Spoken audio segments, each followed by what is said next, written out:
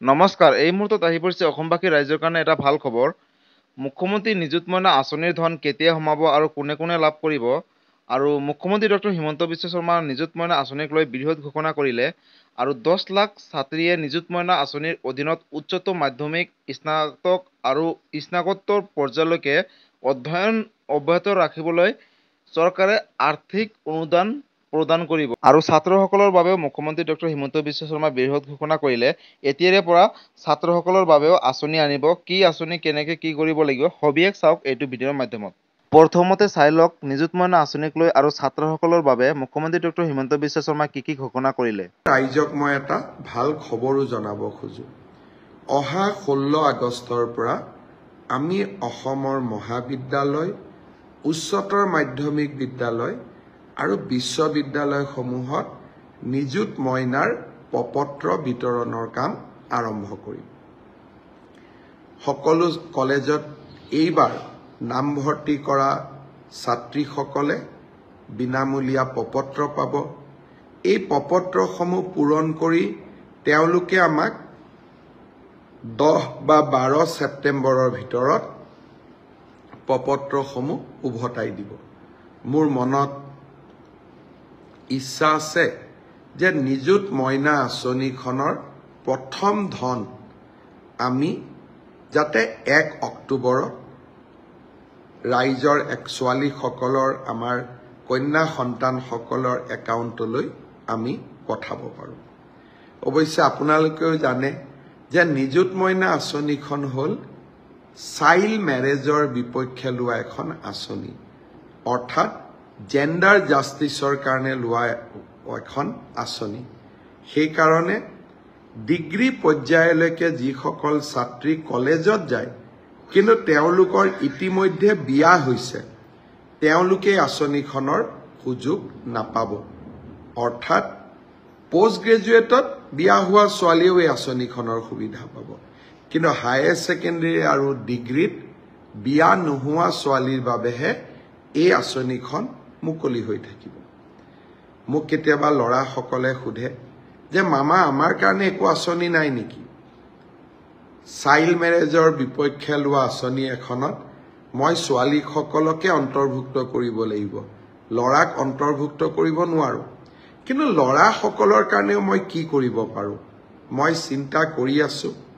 আৰু সময়ত মই মোৰ ল'ৰা ভাগিনসকলকো মই ভাল খবৰ শুনোৱাম। আজি মাত্ৰ ইংগিতটো দি থৈ দিলোঁ, আমি ছোৱালীৰ লগতে মোৰ ল'ৰা ভাগিনসকলৰ কাৰণেও মই নিশ্চয় ভাল কিবা এটা কৰিম। বন্ধু বান্ধৱীসকল, তোমালোকে সকলোৱে গম পালা যে মুখ্যমন্ত্ৰী ডক্টৰ হিমন্ত বিশ্ব শৰ্মাই নিযুত মইনা আঁচনিক লৈ কি ঘোষণা কৰিলে আৰু কি সিদ্ধান্ত কৰিলে। তো আৰু ছাত্ৰসকলৰ বাবেও ভাল খবৰ আনিলে। অতি শীঘ্ৰেই ছাত্ৰসকলৰ বাবেও লৈ আহিব আঁচনি। তাৰ বাবে তোমালোকে ভালকে পঢ়া শুনা কৰা আৰু কেইদিনমান অপেক্ষা কৰা। ছাত্ৰসকলৰ বাবেও ভাল আঁচনি লৈ আহিব অসমৰ মুখ্যমন্ত্ৰী ডক্টৰ হিমন্ত বিশ্ব শৰ্মাই। এতিয়ালৈকে ঘোষণা কৰা নাই, কিন্তু অতি শীঘ্ৰেই ঘোষণা কৰিব। যিসকলে নিযুত মইনা আঁচনি কি হয় এতিয়ালৈকে গম পোৱা নাই বা সকলো তথ্যখিনি জানিব বিচাৰিছে, তেতিয়াহ'লে ভিডিঅ'টো সম্পূৰ্ণকৈ চাব লাগিব। আৰু এই ভিডিঅ'ৰ মাধ্যমত নিযুত মইনা আঁচনিক লৈ সবিশেষ তথ্য থাকিব। কি নিযুত মইনা আঁচনি হয় চাওক। মুখ্যমন্ত্ৰী নিযুত মইনা আঁচনিৰ জৰিয়তে ছাত্ৰী শক্তিৰ সবলীকৰণ। উচ্চ শিক্ষাত ছোৱালী শিক্ষাৰ্থীৰ নামভৰ্তি বৃদ্ধিৰ বাবে মুখ্যমন্ত্ৰী নিযুত মইনা আঁচনিৰ অধীনত ছোৱালী শিক্ষাৰ্থীক নামভৰ্তিৰ সাহায্য হিচাপে আৰ্থিক সহায় আগবঢ়োৱাত অনুমোদন।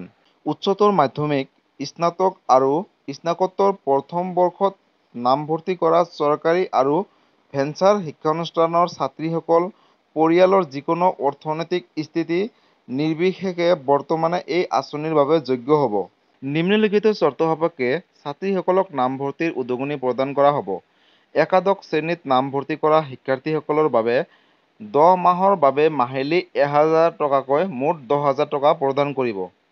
আৰু স্নাতক প্ৰথম বৰ্ষত BA, BSc, BCom নামভৰ্তি কৰা শিক্ষাৰ্থীসকলক 10 মাহৰ বাবে মাহিলী 1250 টকাকৈ অৰ্থাৎ মুঠ 12,500 টকা প্ৰদান কৰিব।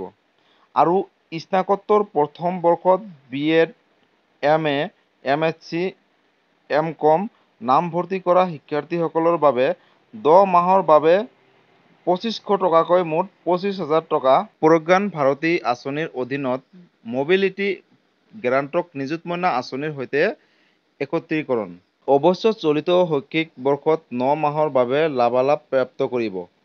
দ্বিতীয় বছৰৰ পৰা কোনো আবেদন দাখিল কৰাৰ প্ৰয়োজন নাই। আঁচনিৰ লাভালাভ প্ৰাপ্তিৰ বাবে শিক্ষানুষ্ঠানৰ মুৰব্বীৰ পৰা শিক্ষানুষ্ঠানত শিক্ষাৰ্থীগৰাকীৰ ধাৰাবাহিকতা প্ৰমাণিত কৰা এখন প্ৰমাণপত্ৰই পৰ্যাপ্ত হ'ব। বন্ধু-বান্ধৱীসকল, তোমালোকে ইতিমধ্যে গম পালা নিযুত মইনা আঁচনিৰ বিষয়ে।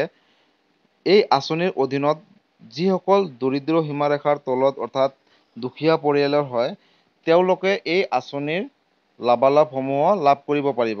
আৰু যিসকলে হায়াৰ ছেকেণ্ডেৰী ফাৰ্ষ্ট ইয়াৰত নামভৰ্তি কৰিব, তেওঁলোকক মাহেকত 1000 টকাকৈ 10 মাহ 1000 টকাকৈ দিব, অৰ্থাৎ 10,000 টকা। আৰু যিসকলে BA পঢ়িব, তেওঁলোকক 1250 টকাকৈ দিব মান্থলি, আৰু 10 মাহৰ বাবে তেওঁলোকক 12,500 টকা দিব। আৰু যিসকলে BA হওক বা MA হওক, তেওঁলোকক 10 মাহৰ বাবে দিব 2500 টকাকৈ, অৰ্থাৎ 25,000 টকা। আৰু এই আঁচনিৰ অধীনত বহুতো ছাত্ৰীসকলে লাভালাভ কৰিব পাৰিব। আৰু যিসকলে ভালকৈ পঢ়িব, তেওঁলোকৰ বাবে আৰু কেইবাটাও নতুনকৈ আঁচনি আৰম্ভ কৰিব। তো বন্ধু-বান্ধৱীসকল, যদি তোমালোকে এজন ষ্টুডেণ্ট হোৱা বা ছাত্ৰী হোৱা, তেতিয়াহ'লে তোমালোকৰ বাবে খুবেই ভাল আঁচনি। আৰু ইতিমধ্যে মুখ্যমন্ত্ৰী ডক্টৰ হিমন্ত বিশ্ব শৰ্মাই ঘোষণা কৰিলেই যে অতি শীঘ্ৰেই তোমালোকে এই আঁচনিৰ অধীনত যিখিনি ধনসমূহ তোমালোকে পাবলৈ আৰম্ভ কৰিবা। আৰু অসমৰ মুখ্যমন্ত্ৰী ডক্টৰ হিমন্ত বিশ্ব শৰ্মাৰ নেতৃত্বত নিযুত মইনা আঁচনি আৰম্ভ কৰিছিলে ছাত্ৰী শিক্ষা উৎসাহিতকৰণৰ বাবে।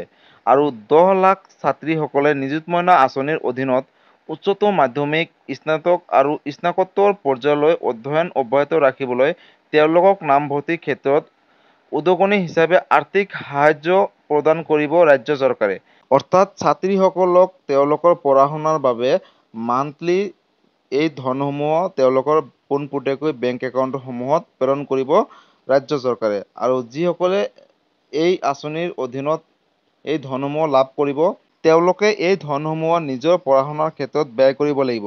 তেতিয়াহে নেক্সট ইনষ্টলমেণ্ট আকৌ তেওঁলোকৰ একাউণ্টত পোনপটীয়াকৈ ৰাজ্য চৰকাৰে প্ৰেৰণ কৰিব। আৰু যদিহে তোমালোকে নিযুত মইনা আঁচনি লাভ কৰিব বিচাৰিছা, যদি ভালকৈ পঢ়া-শুনা কৰা আৰু নিযুত মইনা আঁচনি আবেদন যদি কৰা নাই, কৰি ল'বা। তো এইটো আছিলে নিযুত মইনা আঁচনিক লৈ এটা বৃহৎ ঘোষণা। আৰু ছাত্ৰসকলৰ বাবে মুখ্যমন্ত্ৰী ডক্টৰ হিমন্ত বিশ্ব শৰ্মাই ইতিমধ্যে ঘোষণা কৰিলে যে তেওঁলোকৰ বাবে নতুনকৈ আঁচনি লৈ আহিব। তেওঁলোকে কেইদিনমান ধৈৰ্য ধৰিব কৈছে, আৰু অতি শীঘ্ৰেই তেওঁলোকৰ বাবে নতুনকৈ ভাল এটা আঁচনি লৈ আহিব। তো বন্ধু-বান্ধৱীসকল, আজি আছিলে নিযুত মইনা আঁচনিক লৈ এইটো এটা ইনফৰ্মেটিভ ভিডিঅ'। তো ভিডিঅ'টো চাই কেনেকুৱা পালে? যদি চেনেলটোত নতুনকৈ আহিছিলে, চেনেলটো ছাবস্ক্ৰাইব কৰিব। কিবা সুধিবলগীয়া থাকিলে নিযুত মইনা আঁচনিক লৈ হওক বা যিকোনো ক্ষেত্ৰতে হওক, মোক কমেণ্ট কৰিব, মই নিশ্চয় ৰিপ্লাই দিবলৈ চেষ্টা কৰিম।